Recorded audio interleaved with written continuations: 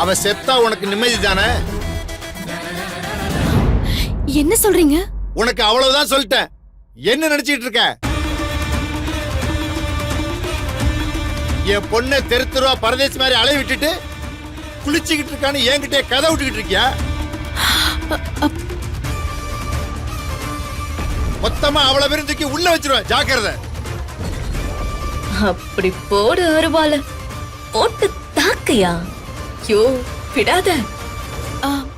இல்ல அது அது வந்து இருக்கான அவன் புருஷன் ரேணுகா ரோட்ல விட்டுட்டேன்னு அவங்கிட்ட முதல்ல சொல்லு. ரைட்டு, விஜய் அங்கதான் இருக்கானா? இன்னைக்கு சரியான கிளைமேக்ஸ் இருக்கும் போல இருக்கே.